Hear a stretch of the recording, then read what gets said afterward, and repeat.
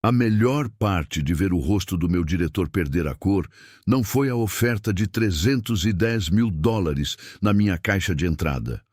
Nem mesmo ouvir, 6 meses depois, que o conselho havia solicitado discretamente a sua saída.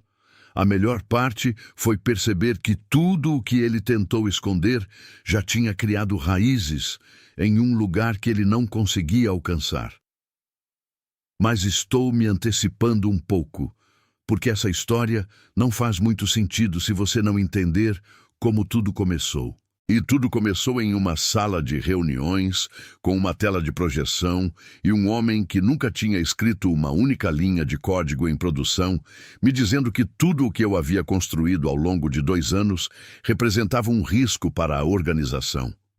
Meu nome é Daniel Marsh. Tenho 52 anos e passei os últimos 26 anos trabalhando com engenharia e análise de dados. Trabalho de verdade, não só apresentação em slide. Comecei como administrador de banco de dados júnior em uma cooperativa de crédito regional em Columbus, logo depois de me formar. Passei uma década aprendendo como os dados financeiros realmente circulam dentro de uma instituição. Não da forma como os consultores dizem que deveria funcionar, mas como de fato funciona às 3 da manhã, quando um processo em lote falha e 17 sistemas seguintes ficam aguardando sua conclusão.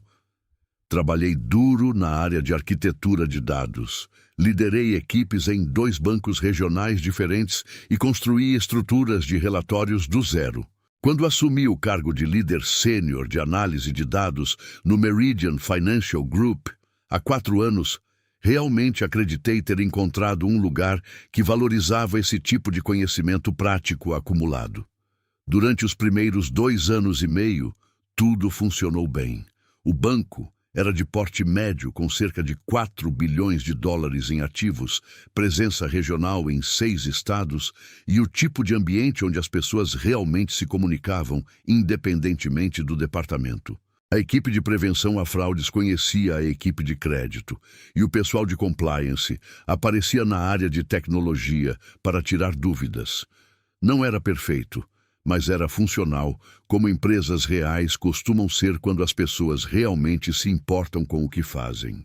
Então, meu diretor saiu para assumir uma posição em Seattle e tudo mudou. O homem que trouxeram para substituí-lo vinha de uma das 4 maiores consultorias do mundo. Ele tinha um currículo impressionante, MBA em Stanford, 15 anos de experiência assessorando empresas da Fortune 500 em transformação digital, palestrante principal em várias conferências do setor, das quais eu nunca tinha ouvido falar.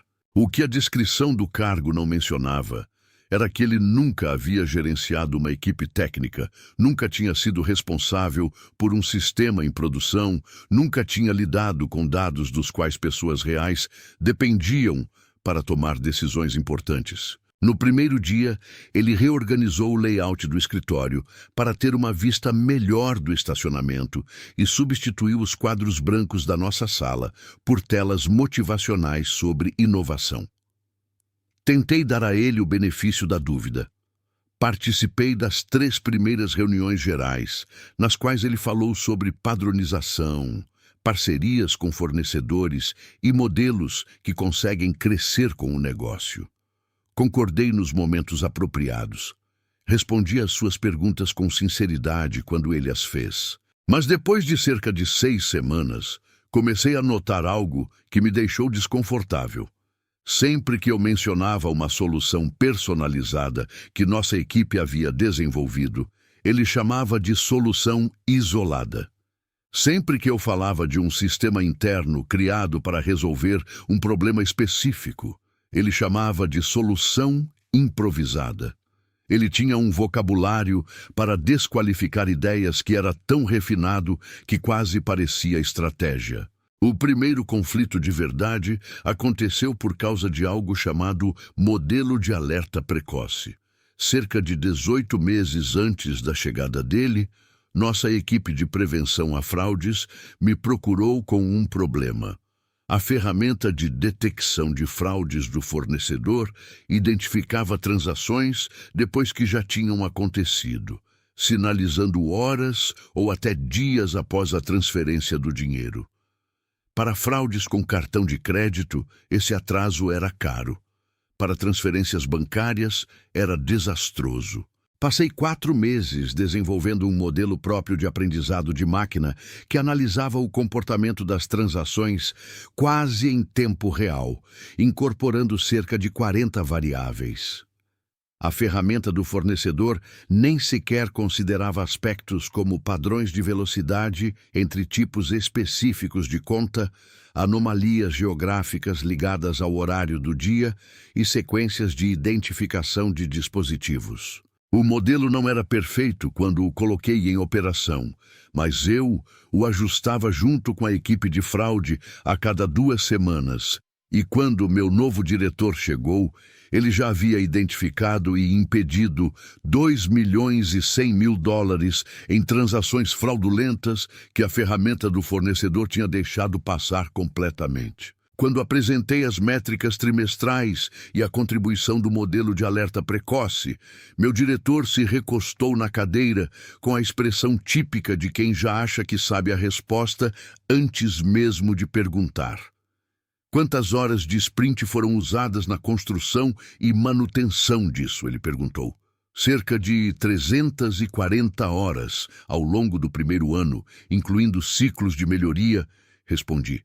Mais aproximadamente 4 horas por semana de manutenção contínua. Ele fez uma anotação. E temos um contrato com a Sentinel Analytics para ferramentas de fraude. Você sabe quanto custa esse contrato por ano? Eu sabia. $180.000 por ano. Então, estamos pagando por uma solução de fornecedor e ainda usando recursos internos relevantes para criar algo que faz a mesma coisa. Não faz a mesma coisa, eu disse. Ele detecta o que o fornecedor não detecta. $2.100.000 em perdas evitadas nos últimos 12 meses, contra 180 mil de custo com fornecedor. O custo interno de mão de obra fica em torno de $60.000 por ano. Mesmo considerando custos operacionais, manutenção e riscos, o sistema demonstrava um retorno positivo significativo, estimado em mais de $1.500.000 por ano. Ele assentiu devagar, como quem não está realmente absorvendo o que foi dito, apenas esperando sua vez de falar. Entendo que os números parecem favoráveis de forma isolada, mas precisamos pensar em escala e suporte. O que acontece quando você não estiver aqui? Qual é o risco de dependência de pessoas-chave nesse sistema? Eu expliquei que toda a documentação estava completa, que outros 2 engenheiros da equipe dominavam o código e que ele havia sido projetado para ser fácil de manter. Ele agradeceu pelo contexto e disse que gostaria de revisitar a consolidação de fornecedores no próximo planejamento tecnológico. Achei que o assunto terminaria ali, mas não terminou.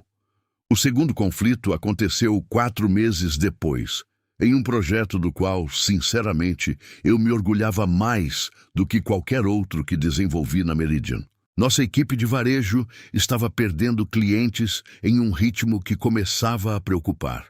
Não o suficiente para causar alarme, mas suficiente para aparecer nos relatórios regulatórios trimestrais e gerar conversas desconfortáveis na diretoria. A visão geral era de que se tratava de um problema de taxas, que concorrentes ofereciam melhores rendimentos em produtos de poupança e que os clientes estavam migrando em busca de retorno maior. A equipe de varejo pressionava por ajustes havia 2 anos, mas o diretor financeiro resistia por causa do impacto na margem. Eu tinha outra hipótese. Quando analisei os dados, os clientes que estavam saindo não pareciam ser apenas caçadores de taxa. O comportamento antes do cancelamento indicava outra coisa: queda na frequência de transações, redução nos valores de depósito direto e menos tempo de uso do aplicativo. Para mim, não era uma questão de preço, mas de enfraquecimento do relacionamento. E se fosse possível identificar esses sinais iniciais de desinteresse, poderíamos agir antes que eles fossem embora. Apresentei a proposta à vice-presidente de varejo bancário, uma mulher que trabalhava na Meridian havia 20 anos e não tinha paciência para nada que não resolvesse um problema concreto. Ela me deu 30 dias para mostrar algo útil. Desenvolvi um modelo de previsão de churn, usando 3 anos de dados de comportamento dos clientes e o conectei ao sistema de CRM para que os gerentes de relacionamento pudessem visualizar uma lista diária de clientes em risco, com sugestões específicas de abordagem. O modelo identificou cerca de 340 clientes de alto valor no primeiro mês que apresentavam uma probabilidade relevante de cancelamento.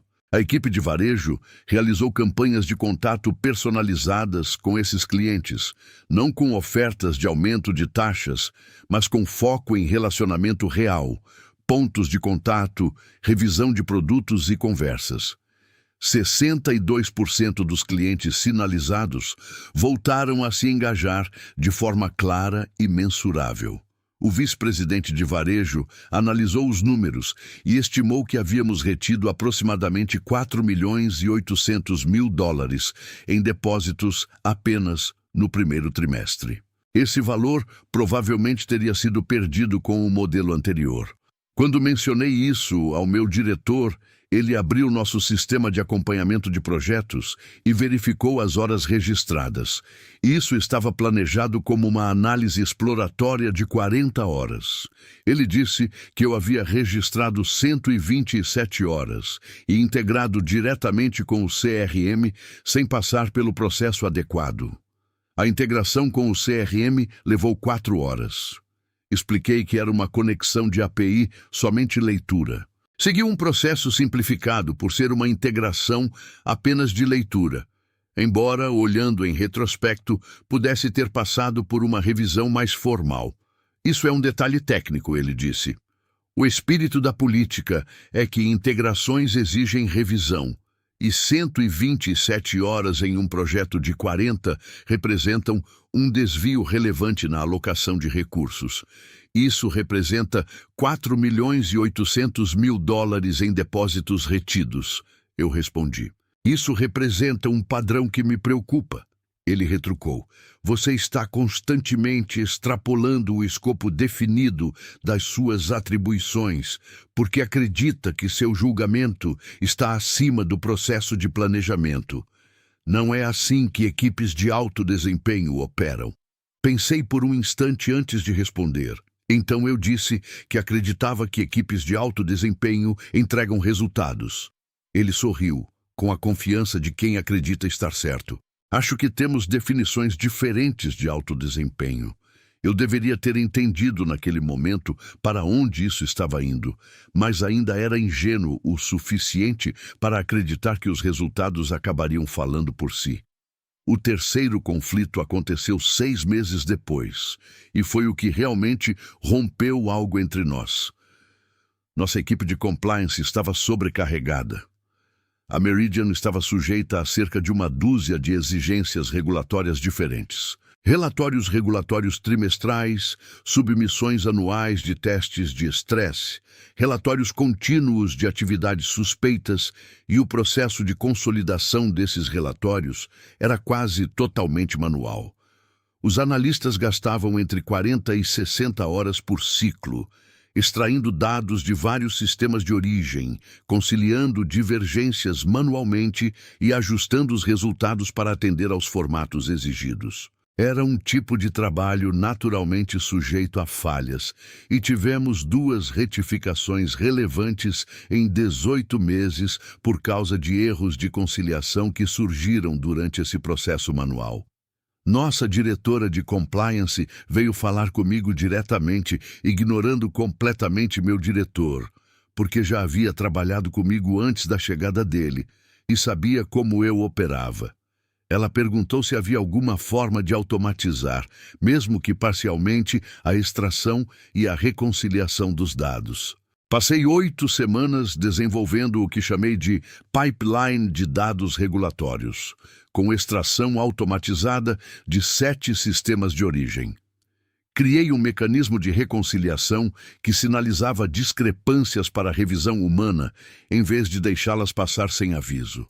Desenvolvi também formatos de saída padronizados que correspondiam exatamente aos requisitos regulatórios. Na primeira vez que a equipe de compliance executou um relatório regulatório trimestral, usando o novo sistema, o tempo de preparação caiu de 52 horas para 9 horas.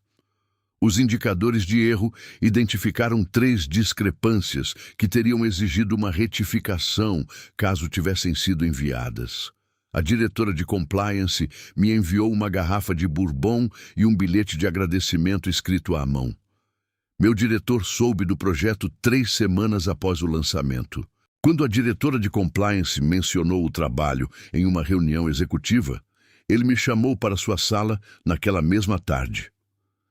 Você passou 8 semanas em um projeto não autorizado, disse ele, usando recursos de computação em nuvem que não foram aprovados no nosso ciclo orçamentário para construir um sistema que interage com dados críticos de compliance sem revisão de segurança. A diretora de compliance autorizou o projeto, eu respondi. Ela é parte da equipe executiva. Ela não é sua gestora, ele disse. Eu sou e não autorizei esse projeto.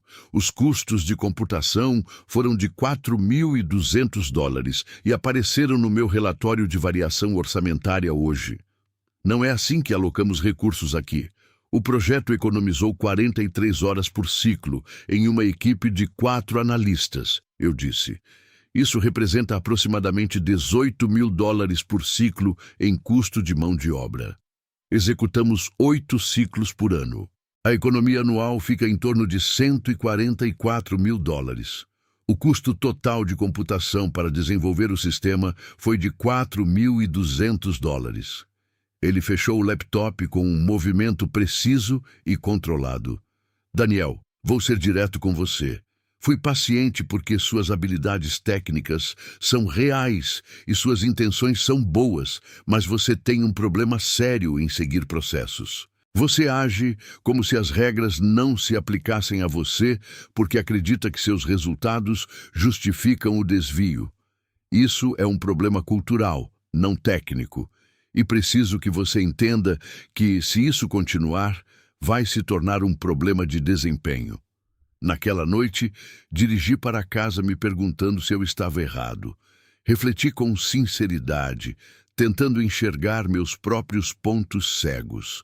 Mas quanto mais eu pensava, mais claro ficava o que realmente estava acontecendo. Meu diretor não tinha problema com meus resultados. O problema era que meus resultados vinham de um método que ele não controlava e que não conseguia padronizar em toda a equipe. Ele estava tentando construir uma organização de tecnologia que funcionasse sem depender de ninguém específico. E eu continuava demonstrando, mesmo sem intenção, que alguns problemas exigiam algo que não cabia em contratos com fornecedores nem em modelos de sprint. Ele estava certo ao dizer que eu era um problema cultural, mas não da forma como ele imaginava. As coisas começaram a se intensificar nos meses seguintes, seguindo o padrão conhecido de alguém construindo, aos poucos, um caso burocrático.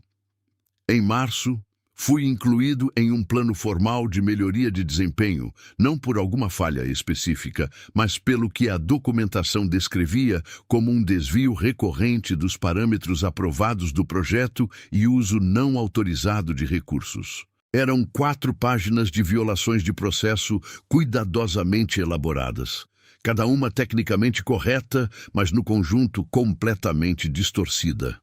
Contratei um advogado trabalhista que analisou o PIP, Plano de Melhoria de Desempenho, e me explicou que ele era extremamente frágil como justificativa para uma demissão, provavelmente mais ligado a controle do que a consequências reais. Enquanto isso, continuei executando meu trabalho. O modelo de alerta antecipado de fraudes seguia operando. O sistema de previsão de rotatividade continuava identificando clientes em risco. A área de compliance continuou operando e gerando os relatórios normalmente. Os resultados permaneciam positivos. E as pessoas que realmente utilizavam o meu trabalho, a equipe de combate à fraude, o vice-presidente de varejo, a diretora de compliance, continuavam me tratando como alguém essencial, porque na prática eu era. O ponto de ruptura aconteceu em uma quinta-feira de setembro. Meu diretor havia marcado o que chamou de sessão de alinhamento da estratégia de tecnologia com toda a equipe executiva, CEO, CFO, COO, líderes de divisão, cerca de 15 pessoas no total, além de toda a liderança de tecnologia. Ele vinha preparando aquela apresentação havia 2 meses. E o comentário que circulava era que ele pretendia propor uma grande iniciativa de consolidação de fornecedores, migrando diversas funções para plataformas SaaS corporativas e reduzindo o que ele definia como nossa estrutura de desenvolvimento interno. Entrei naquela sala de reuniões sem qualquer sensação negativa. Talvez eu devesse ter tido. Ele começou com 30 minutos dedicados à argumentação estratégica em favor da padronização, redução de custos de manutenção, melhor suporte dos fornecedores, menor risco de dependência de pessoas-chave e alinhamento com as melhores práticas do mercado. Foi uma apresentação bem estruturada e convincente. Os executivos concordavam com a cabeça. Eu também concordava nas partes em que ele estava correto. Em seguida, ele exibiu um slide intitulado Dívida Técnica Atual e Exposição ao Risco. Meu modelo de alerta antecipado de fraude estava naquele slide. Meu sistema de previsão de churn também. O pipeline de compliance igualmente. Os 3 foram classificados como exemplos de soluções isoladas, não homologadas, com risco de ponto único de falha. Ele analisou cada um com o distanciamento frio de alguém que já havia decidido previamente a conclusão. Descreveu o modelo de fraude como um sistema personalizado, desenvolvido fora da governança do fornecedor, que gera dependência de uma metodologia não documentada, concentrada em um único engenheiro. Chamou o modelo de churn de uma integração de CRM não autorizada, sem histórico formal de revisão de segurança. Ele apresentou o pipeline de compliance como uma infraestrutura em nuvem sem orçamento definido, operando fora da nossa estrutura de gestão de mudanças. Cada descrição técnica estava correta, mas o contexto de negócio estava completamente ausente. Senti meu maxilar se tensionar enquanto ele finalizava sua argumentação. Ao meu redor, percebia os executivos assimilando a informação. Alguns demonstravam ceticismo, outros dúvida, outros concordavam com a narrativa apresentada. O diretor de operações, que eu sabia estar ciente do impacto nos depósitos retidos, pareceu desconfortável. A diretora de compliance mantinha o olhar fixo na mesa. Então meu diretor avançou para o slide final. Ações recomendadas. O primeiro item era programar a descontinuação dos 3 sistemas, condicionada à aprovação formal do processo de gestão de mudanças e com um plano de transição para soluções de fornecedores nas semanas seguintes. O segundo item era ampliar o contrato com o fornecedor Sentinel Analytics para cobrir as funções atualmente desempenhadas pelo modelo antifraude. Os itens 3 e 4 envolviam avaliações de fornecedores para análises de CRM e automação de relatórios regulatórios trimestrais. E então, ele fez isso. Ele olhou diretamente para mim, não para a sala, para mim, e disse que, de forma direta, o risco organizacional de manter sistemas que dependem fortemente de um número reduzido de pessoas para manutenção e continuidade superava qualquer benefício de desempenho de curto prazo que eles pudessem ter gerado. Disse ainda que somos uma instituição financeira regulada e não podemos depender de soluções individuais ou improvisadas. A sala permaneceu em silêncio, quebrado apenas pelo ruído constante do projetor. Senti uma clareza tomar conta de mim, algo que não era exatamente raiva. Naquele instante, compreendi que não havia nenhuma possibilidade de eu vencer aquela discussão permanecendo ali. Ele havia acabado de mencionar, diante das pessoas responsáveis pelo desempenho da instituição, um valor anual estimado em aproximadamente 7 milhões de dólares, com base em métricas internas. Fez isso de forma pública e deliberada, com a tranquilidade de quem não espera qualquer consequência. Meu celular vibrou no bolso do paletó. Não olhei imediatamente. Permaneci sentado enquanto meu diretor concluía a apresentação e abria espaço para perguntas. O diretor financeiro fez algumas. O diretor de operações questionou os prazos de transição. Pedi licença para sair da sala e, já no corredor, olhei para a tela do celular. A mensagem era de um homem chamado Robert Chen. Eu sabia exatamente quem ele era.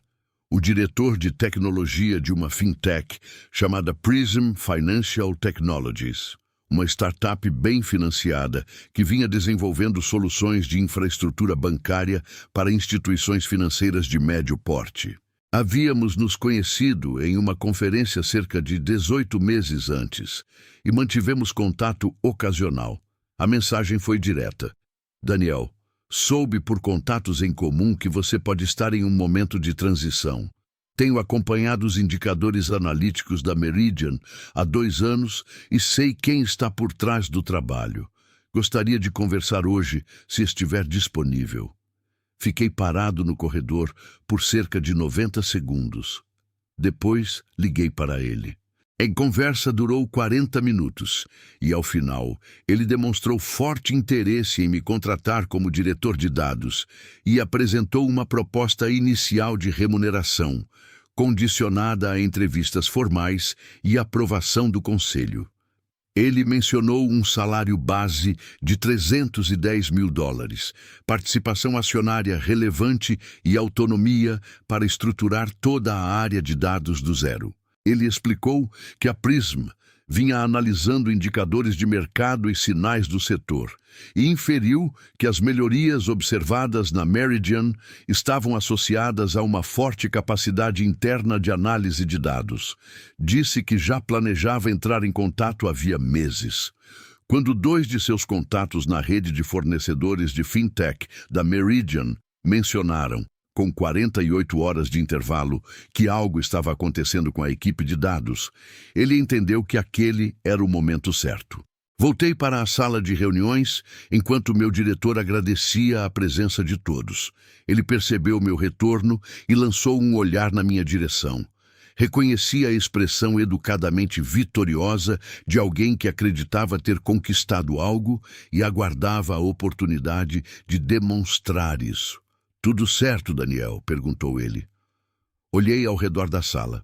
Observei a diretora de compliance, que havia utilizado minha atuação para atravessar 3 ciclos regulatórios sem precisar de uma retificação.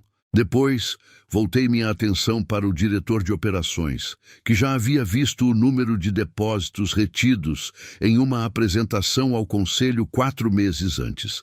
Em seguida, olhei para o meu diretor, que acabara de apresentar um valor anual estimado em aproximadamente 7 milhões de dólares, com base em métricas internas, e ainda assim classificava isso como gestão de risco. Então falei, tenho algo que preciso compartilhar com este grupo, já que todos estamos aqui.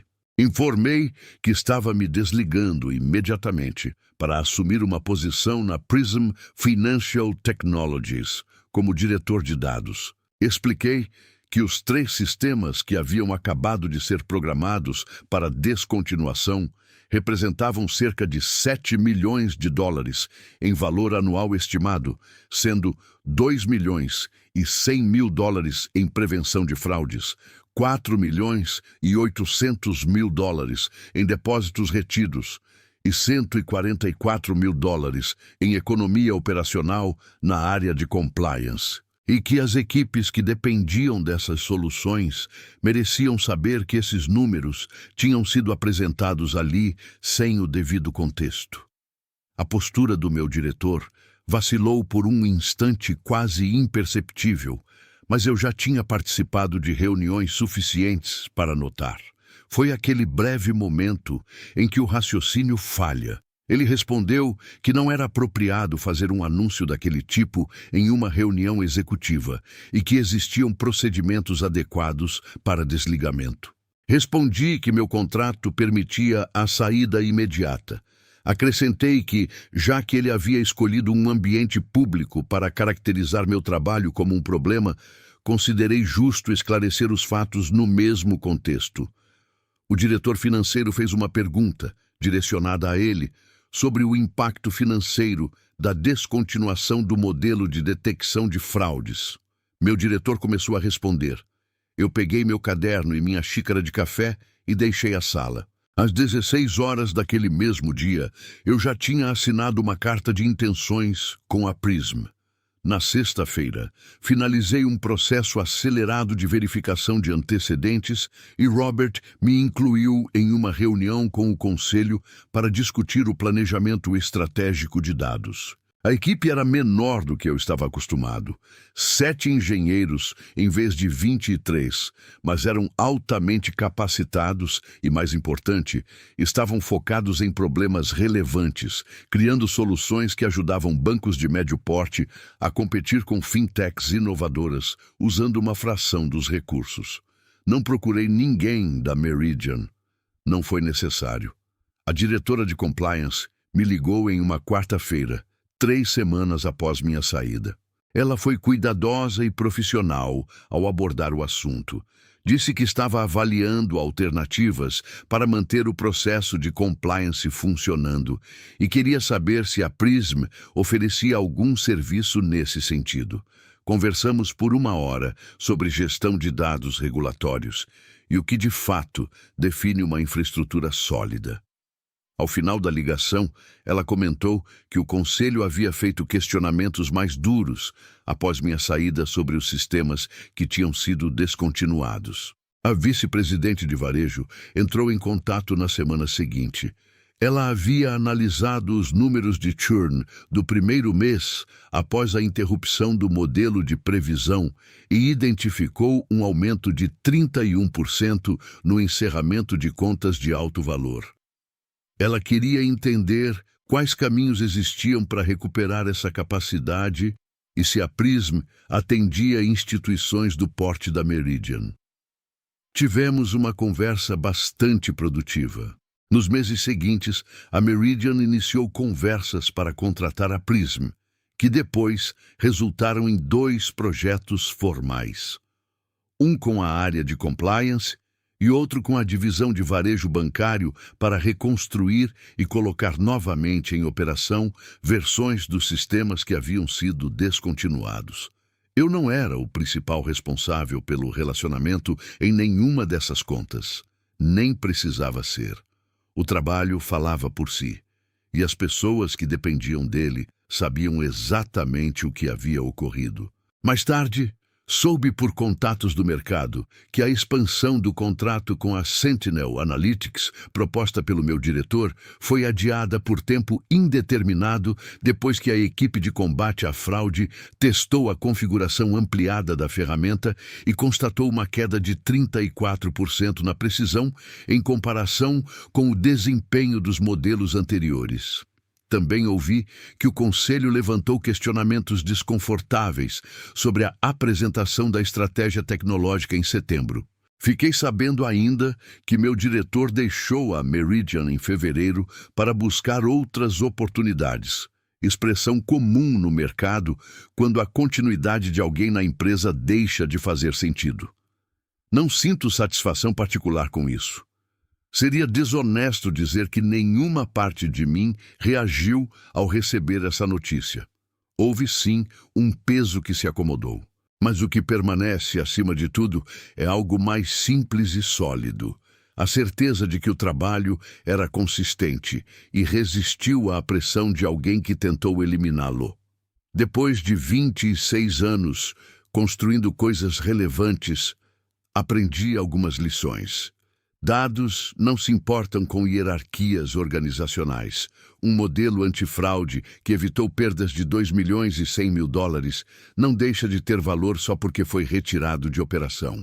Um cliente que permaneceu porque foi contatado no momento certo não muda de decisão só porque o sistema que o identificou deixou de existir. Os resultados de um trabalho bem feito aparecem no mundo real, em balanços, contas de clientes e relatórios regulatórios entregues sem inconsistências, e isso não pode ser apagado. Hoje estou desenvolvendo algo na Prism do qual tenho verdadeiro orgulho. Uma estrutura de dados que permite que bancos de médio porte operem com um nível analítico de instituições muito maiores, sem depender de equipes internas extensas para sustentação. Estamos crescendo rapidamente, em grande parte porque os problemas que resolvemos são concretos e as pessoas que atendemos já estão cansadas de ouvir que suas necessidades específicas têm soluções genéricas. Os engenheiros mais jovens da equipe frequentemente me perguntam sobre carreira, sobre como agir quando a intuição aponta em uma direção, mas o processo indica outra. Eu digo a eles o que realmente acredito. Façam o trabalho que importa e documentem tudo. Não como forma de proteção contra quem possa tentar desvalorizar isso, mas porque o trabalho bem feito deixa registros que permanecem mesmo depois que todos que tentaram ignorá-lo já não estão mais por perto. Reputação não se constrói apenas com avaliações formais. Ela está nos sistemas que continuam operando depois que você sai do escritório e nas ligações que você recebe de pessoas que lembram de quando as coisas funcionavam de verdade. A melhor resposta não está em cargo ou salário, embora eu reconheça que a conversa sobre participação acionária com o conselho da Prism tenha sido bastante satisfatória. A verdadeira resposta é que os 3 sistemas que meu diretor decidiu descontinuar naquela reunião de setembro estão todos operando novamente hoje, reconstruídos, documentados, devidamente gerenciados e sustentados por uma equipe, exatamente como ele dizia que deveria ser. A diferença é que agora eles estão rodando na Prism, atendendo a Meridian como cliente e gerando receita para uma empresa que reconheceu seu valor quando a organização que os criou não reconheceu. O maior erro de Daniel não foi ignorar processos, foi acreditar que resultados falariam por si dentro de uma estrutura que não estava preparada para reconhecê-los. Organizações não são movidas apenas por lógica, mas por controle, previsibilidade e narrativa. Quando alguém cria valor fora do padrão estabelecido, esse valor pode ser visto como ameaça, não como conquista. O sistema corporativo tende a proteger aquilo que consegue medir, replicar e controlar, mesmo que isso signifique sacrificar eficiência real. Daniel não perdeu por estar errado, ele apenas estava jogando um jogo diferente. E quando percebeu isso, saiu antes que sua identidade profissional fosse reduzida a uma exceção incômoda. A verdadeira vitória não foi provar que estava certo, mas encontrar um ambiente onde seu tipo de valor fosse reconhecido como padrão, não como problema. O que essa história ensina não é apenas sobre carreira, mas sobre posicionamento estratégico. Nem todo ambiente é feito para reconhecer excelência, e insistir em provar valor no lugar errado pode ser o maior desperdício de energia que existe. Processos são importantes, mas quando se tornam mais relevantes que os resultados, deixam de ser ferramentas e passam a ser barreiras. Daniel entendeu algo essencial. Você não precisa vencer todas as batalhas, mas precisa escolher em quais vale a pena lutar. Em vez de tentar adaptar sua forma de gerar valor a um sistema que não o compreendia, ele escolheu um sistema que precisava exatamente do que ele fazia. A lição é clara, não é só sobre ser bom no que faz, é sobre estar no lugar certo para que isso importe, porque competência sem reconhecimento não constrói carreira, só desgaste. Agora me diz, Quando você percebe que seu valor está sendo tratado como um problema, você se adapta ou começa a questionar o ambiente onde está. Se você estivesse no lugar de Daniel, teria confrontado o diretor naquela reunião ou escolheria sair em silêncio? Escreve aqui nos comentários, eu quero muito saber.